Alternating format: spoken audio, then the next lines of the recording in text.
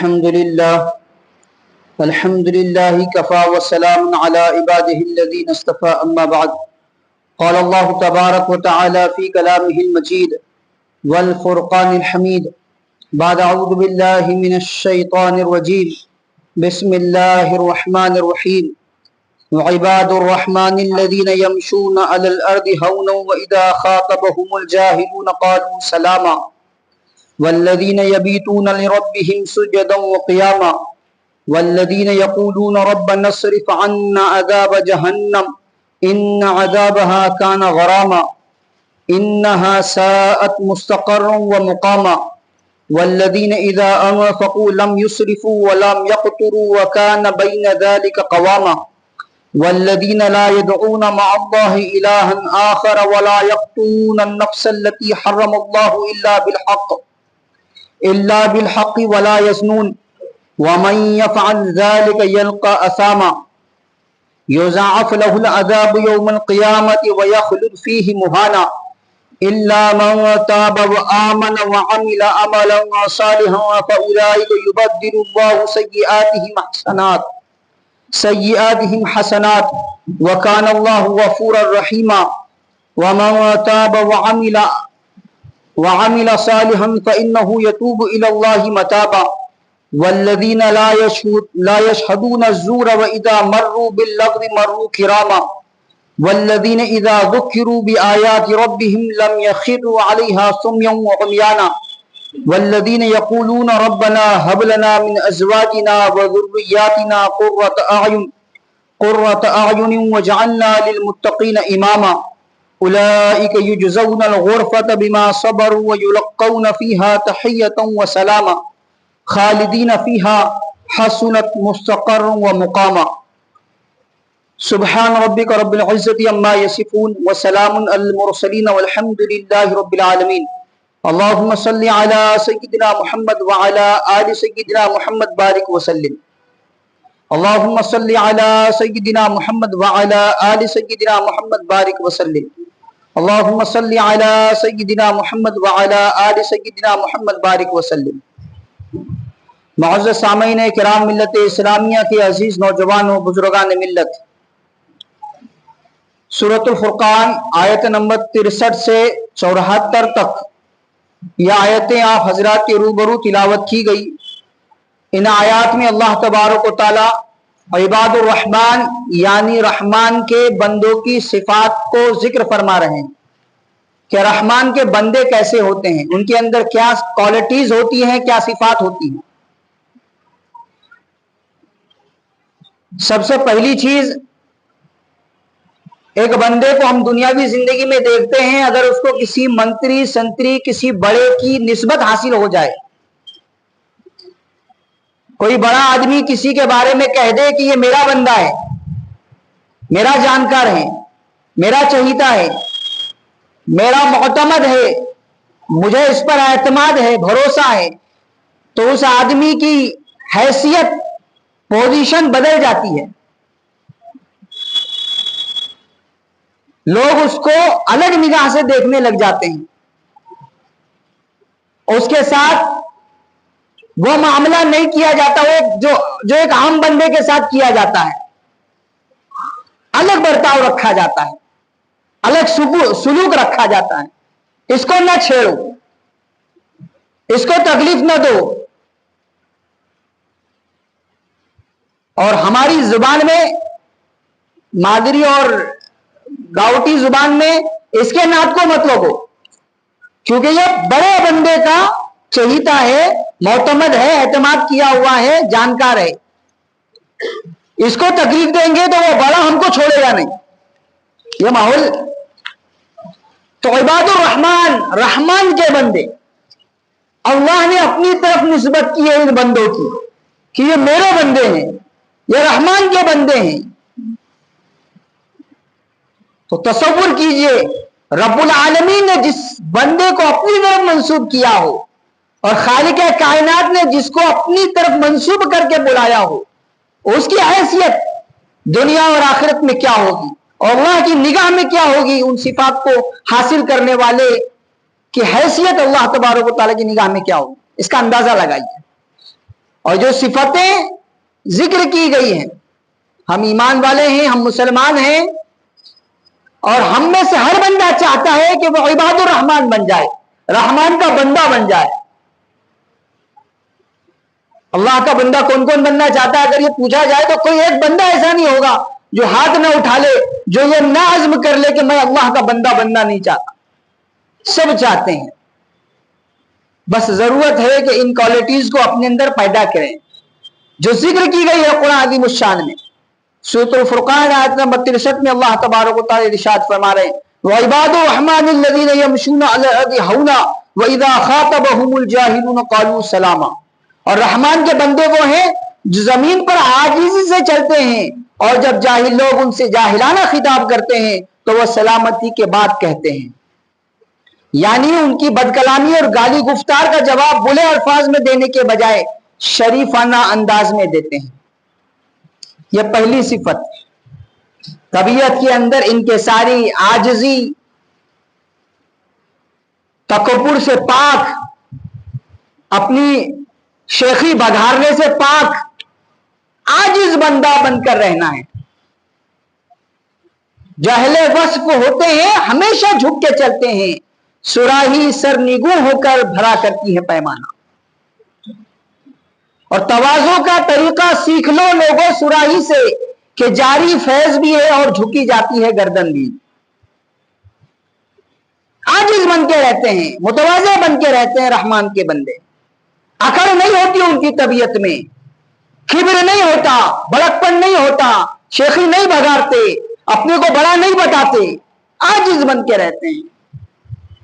اور اگر کوئی جاہلانہ برتاؤ بھی کر رہا ہے تو اس کے ساتھ جاہل نہیں بن جاتے، جیسے آج کل جیسے کو پیسہ کا چل رہا ہے ایسے نہیں ہوتے، سلامتی کے ساتھ، نرم گفتار کے ساتھ جواب دے کر آگے نکل جاتے ہیں۔ بد کلامی کا جواب بد کلامی سے نہیں دیتے، شریفانہ انداز میں جواب دیتے ہوئے گزر جاتے ہیں۔ دوسری صفات والذین یبیتون لربہم سجدا وقیاما، اور وہ راتیں اس طرح گزارتے ہیں کہ اپنے پروردگار کے آگے کبھی سجدے میں ہوتے ہیں اور کبھی قیام میں ہوتے ہیں۔ یہ رحمان کے بندوں کی راتیں ہیں جو کبھی سجدے میں گزرتی ہے، کبھی قیام میں گزرتی ہے۔ ہم اپنے نوجوانوں کو، مسلم بستیوں کو ایک نظر بھر کر دیکھیں، کیا اس کوالٹی میں ہمارا سماج، ہماری برادری، ہمارا محلہ، ہماری سوسائٹی، ہمارا علاقہ اتر رہا ہے؟ کیا ہماری اور ہمارے نوجوانوں کی راتیں رحمان کے قیام میں اور اللہ کے لیے سجدہ کرنے میں گزر رہی ہیں؟ راتوں کو قیام کی بات تو بہت دور، فرض کو ٹھکانا نہیں رہا ہمارا، ہم فرض ادا نہیں کر پا رہے ہیں۔ لیکن اللہ نے صفت بیان کی ہے رحمان کے بندے کی کہ ان کی راتیں گپ شپ میں نہیں گزرتی، ان کی راتیں غلط مواد دیکھنے میں اور اوباشی میں، غلط کاری میں، نشے میں اور یوں ہی نہیں گزرتی۔ رحمان کے بندوں کی راتیں اللہ کو یاد کرنے میں گزرتی ہے، اللہ کی عبادت میں گزرتی ہے۔ ایک اور صفت اللہ تبارک و تعالیٰ بیان فرما رہے ہیں والذین یقولون ربنا اصرف عنا عذاب جہنم ان عذابها کان غراما، اور جو یہ کہتے ہیں کہ اے پروردگار جہنم کے عذاب کو ہم سے دور رکھیے، حقیقت یہ ہے کہ اس کا عذاب وہ تباہی ہے جو چمٹ کر رہ جاتی ہے۔ انہا ساعت مستقر و مقامہ، یقیناً وہ کسی کا مستقر و قیام گاہ بننے کے لیے بدترین جگہ ہے جہنم۔ جہنم سے پناہ مانگتے رہتے ہیں، جہنم کے عذاب سے اپنے آپ کو دور رکھنے کی دعائیں کرتے ہیں، یہ رحمان کے بندے ہیں۔ تو عبادت میں، آہوزاری میں، اللہ سے مانگنے میں راتیں گزرنی چاہیے۔ رحمان کے بندوں کی کوالٹی ہے یہ۔ اور فرمایا والذین اذا انفقوا لم يسرفوا ولم يقتروا وكان بين ذلك قواما، اور جو خرچ کرتے ہیں نہ تو فضول خرچی کرتے ہیں نہ تنگی کرتے ہیں، بلکہ ان کا طریقہ اس افراط و تفریط کے درمیان اعتدال کا طریقہ ہے۔ ہم اپنے خرچ دیکھیں اور اس آیت کو ہم اپنے سے موازنہ کر کے دیکھیں, ملا کر دیکھیں. میرا دن بھر کا خرچ افراط و تفریط سے پاک اعتدال والا ہے؟ کیا میں فضول خرچی سے بچ پا رہا ہوں؟ کیا ہر وہ جگہ جہاں خرچ کرنا ضروری نہیں ہے میں خرچ نہیں کر رہا ہوں یا کر رہا ہوں؟ دیکھیں کتنے لوگ ہیں جن کے کئی سو روپے یوں ہی اڑ جا رہے روزانہ گٹکا تمباکو کھانے میں, فضول خرچی میں, انٹرنیٹ کا بڑا پیکج لینے میں جس کی ضرورت ہی نہیں ہے, اور لینے پر جس کا استعمال غیر شرعی ہو رہا ہے, گناہ پر مبنی ہو رہا ہے.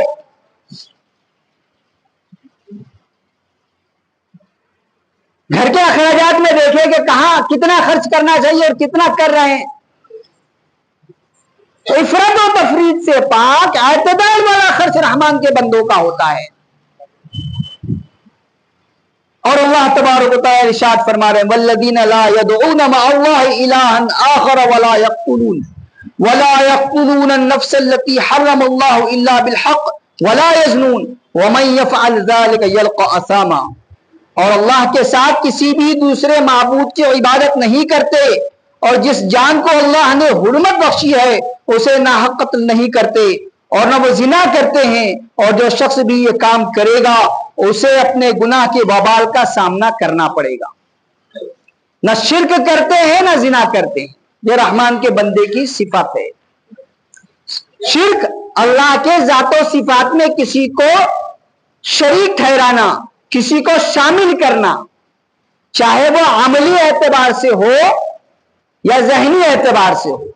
ہم اگر کسی کے دباؤ میں آ کر مشرکانہ رسم و رواج میں شریک ہو رہے ہیں تو ہم اس آیت کے زد میں آ رہے ہیں. بہت بڑی تعداد تھی, میں اکیلا تھا, ہاتھ نہیں جوڑتا تو نہ معلوم میرے ساتھ کیا کر بیٹھتے, تلک نہیں لگاتے تو نہ معلوم میرے ساتھ کیا کر بیٹھتے. یہ جو باطل کا ڈر ہے یہ نکلنا ضروری ہے, کیونکہ رحمان کے بندے کی یہ صفت نہیں ہے. وہ اللہ کے ساتھ کسی کو شریک نہیں کرتا, اور نہ وہ زنا کرتا ہے, نہ عملی اعتبار سے زنا کرتا ہے, نہ آنکھوں کے اعتبار سے زنا کرتا ہے. آج دیکھ لیں آپ کیا صورتحال ہو رہی ہے. بہت زیادہ ڈیپ میں جانے کی ضرورت نہیں ہے. ہر مسلمان اپنے گریبان میں جھانکے, کیا میں اس کوالٹی صفت میں اتر رہا ہوں؟ کیا میں رحمان کا بندہ کہلانے لائق بن پایا ہوں؟ دیکھیں ہوں. اور جو کرتے ہیں اللہ تبارک و تعالیٰ ان لوگوں کی بابت ارشاد فرمائے یضاعف له العذاب یوم القیامت ویخلد فیہ مہانا. قیامت کے دن اس کا عذاب بڑھا بڑھا کر دگنا کر دیا جائے گا, اور وہ ذلیل ہو کر اس عذاب میں ہمیشہ ہمیشہ رہے گا. لیکن اگر کر گزرے ہیں, ہو چکا ہے, پچھلی زندگی میں ایسے گناہ ہوئے ہیں, تو کیا اب کوئی راستہ نہیں؟ اللہ نے راستہ بتایا ہے. الا من تاب وآمن عملا صالحا فاولئک یبدل اللہ سیئاتہم حسنات وکان اللہ غفورا رحیما. ہاں مگر کوئی توبہ کر لے, ایمان لے آئے, نیک عمل کرے, اللہ ایسے لوگوں کی برائیوں کو نیکیوں میں تبدیل کر دے گا, اور اللہ بہت بخشنے والا بڑا مہربان ہے. یعنی حالت کفر میں انہوں نے جو برے کام کیے تھے ان کے نام اعمال سے مٹا دیے جائیں گے, اور اسلام لا کر جو نیک عمل کیے ہوں گے وہ ان کی جگہ لے لیں گے. اور فرما رہے اللہ ومن تاب وعمل صالحا فانه يتوب الى الله متابا. اور جو کوئی توبہ کرتا ہے, نیک عمل کرتا ہے, تو وہ در حقیقت اللہ کی طرف ٹھیک ٹھیک لوٹ کر آتا ہے. جو ہو چکا, جو گزر چکا, اس پر ندامت, رونا دھونا, اللہ کے حضور معافی مانگنا, توبہ کرنا, کہ ایسا کرنے سے بندہ اللہ کی طرف ٹھیک ٹھیک لوٹ کر آنے والا کہلائے گا. اور کوالٹی بتائی جا رہی ہے رحمان کے بندوں کی. والذین لا یشہدون الزور وَإِذَا مَرُّوا بِاللَّغْوِ مَرُّوا كِرَامًا. اور رحمان کے بندے وہ ہیں جو ناحق کاموں میں شامل نہیں ہوتے, اور جب کسی لغو چیز کے پاس سے گزرتے ہیں تو وقار کے ساتھ گزر جاتے ہیں. قرآن کریم میں اصل لفظ زور استعمال ہوا ہے جس کے معنی جھوٹ کے ہیں, اور ہر باطل اور ناحق کو بھی زور کہا جاتا ہے. مطلب یہ ہے کہ جہاں ناحق اور ناجائز کام ہو رہے ہوں اللہ تعالیٰ کے نیک بندے ان میں شامل نہیں ہوتے، اور اس کا ایک ترجمہ یہ بھی ممکن ہے کہ وہ جھوٹی گواہی نہیں دیتے، یعنی نہ تو وہ لغو اور بےہودہ کام میں شریک ہوتے ہیں اور نہ ان لوگوں کی تحقیر کرتے ہیں جو ان کاموں میں مبتلا ہے، البتہ برے کام کو برا سمجھتے ہوئے وقار کے ساتھ وہاں سے گزر جاتے ہیں۔ ہوتا ہوا دکھ رہا ہے بڑا مجمع ہے جو شرک میں مبتلا ہے، جو اللہ کی ناراضگی کے کاموں میں مبتلا ہے، آپ کو وقار کے ساتھ سلامتی کے ساتھ وہاں سے بازو ہو جانا ہے۔ مجبوری کا بہانہ دے کر، کثرت کا بہانہ دے کر، ماحول کا بہانہ دے کر اس میں پھنسے نہیں رہنا ہے، ان میں شامل نہیں رہنا ہے، وقار کے ساتھ الگ ہو جانا ہے۔ یہ رحمان کے بندے کی صفت ہے۔ والذین اذا ذکروا بآیات ربہم لم یخروا علیہا صما وعمیانا، اور جب انہیں اپنے رب کی آیات کے ذریعے نصیحت کی جاتی ہے تو وہ ان پر بہرے اور اندھے بن کر نہیں گرتے۔ یہ منافقین پر طرز ہے کہ اللہ تعالیٰ کی آیتیں سن کر وہ بظاہر بڑے اشتیاق کا مظاہرہ کرتے ہیں اور اس کے آگے گرے اور جھکے ہوئے نظر آتے ہیں، لیکن حقیقت میں انہوں نے حق بات کے لیے اپنے کان بند کر لیے ہوتے ہیں اور آنکھیں اندھی بنائی ہوتی ہے، اس لیے ان آیتوں سے کوئی فائدہ نہیں اٹھاتے۔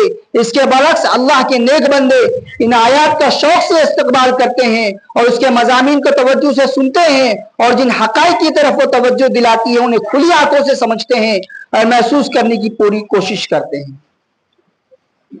آخری دو آیتیں جس میں رحمان کے بندوں کی کوالٹی بتائی جا رہی ہے، والذین یقولون ربنا هب لنا من ازواجنا وذرریاتنا قرۃ اعین واجعلنا للمتقین اماما، اور جو دعا کرتے ہوئے کہتے ہیں ہمارے پروردگار ہمیں اپنی بیوی بچوں سے آنکھوں کی ٹھنڈک عطا فرما اور ہمیں پرہیزگاروں کا سربراہ بنا دے۔ باپ عام طور پر خاندان کا سربراہ ہوتا ہے، اس کو یہ دعا سکھائی جا رہی ہے کہ بحیثیت باپ اور شوہر کہ مجھے اپنی بیوی بچوں کا سربراہ تو بننا ہے، لیکن میرے بیوی بچوں کو متقی پرہیزگار بنا دے تاکہ میں پرہیزگاروں کا سربراہ بنوں جو میری آنکھوں کی ٹھنڈک ہو، فاسق و فاجر لوگوں کا سربراہ نہ بنوں جو میرے لیے عذاب جان بن جائے۔ جو لوگ اپنے گھر والوں کے رویے سے پریشان رہتے ہیں انہیں یہ دعا ضرور یاد کرنی چاہیے۔ بچہ نہیں سنتا، نہیں مانتا، گھر والی بہت ناک میں دم لائی ہوئی ہے، گھر کا ماحول ایسا ہے کہ بہت زیادہ بیزار آ چکا ہے آدمی، تو اس کو اس دعا کا اہتمام کرنا چاہیے۔ اس دعا کی برکت سے اللہ تبارک و تعالیٰ اس کے جو ماتحت دست نگر لوگ ہیں ان کو متقی پرہیزگار بنا دے گا۔ آخری میں اللہ تبارک و تعالیٰ ارشاد فرما رہے اولئک یجزون الغرفۃ بما صبروا ویلقون فیہا تحیۃ وسلاما، یہ لوگ ہیں جنہیں ان کے صبر کے بدلے میں جنت کے بالا خانے عطا ہوں گے، وہ وہاں دعاؤں اور سلام سے ان کا استقبال کیا جائے گا۔